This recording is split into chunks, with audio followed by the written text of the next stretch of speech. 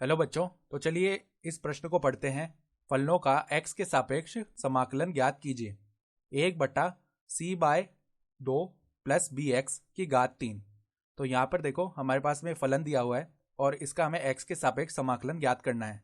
तो प्रश्न में आगे बढ़ने से पहले इस प्रश्न से संबंधित जो मुख्य अवधारणा है उसके बारे में हम चर्चा कर लेते हैं। तो देखो मुख्य अवधारणा देखो क्या हो जाएगी।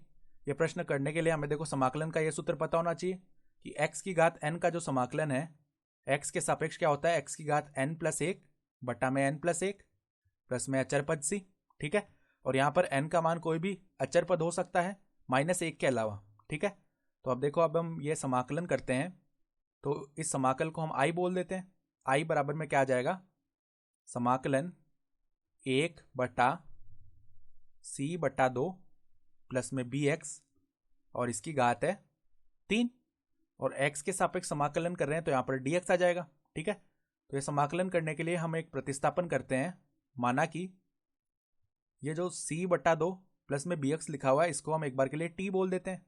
तो c/2 प्लस में bx इसको एक बार के लिए बोल दिया t। ठीक है, तो अब दोनों तरफ हम x के सापेक्ष अवकलन करते हैं। तो देखो c/2 का अवकलन तो 0 हो जाएगा क्योंकि अचर पद है। फिर देखो bx का अवकलन करेंगे तो b बाहर आ जाएगा अवकलन के और x का अवकलन x के सापेक्ष एक ही हो जाएगा। फिर देखो t का अवकलन क्या होगा, x के सापेक्ष dt बट्टा में dx। तो अगर यहाँ से हम dx का मान लिखना चाहें तो क्या आ जाएगा, dt बट्टा में b। ठीक है, तो अब देखो i का मान क्या बनेगा, यहाँ से i बराबर में समाकलन 1/c/2 प्लस bx को हमने क्या माना था, t। तो यहाँ पर t की घात 3 और dx का मान क्या आ जाएगा, dt बट्टा में b आएगा। तो यहाँ से देखो 1/b जो है वो अचर पद है तो इसको हम समाकलन के बाहर ही लिख लेते हैं। तो अब देखो यहाँ से क्या बनेगा, 1/b समाकलन इस 1/t की घात 3 को हम क्या लिख सकते हैं, t की घात -3 dt। तो ऐसा करने से क्या होगा, यहाँ पर हम ये सूत्र लगा सकते हैं x की घात n वाला। तो देखो 1/b t की घात -3 प्लस में 1 आएगा यानी t की घात -2। तो हम t का मान भी रख लेते हैं।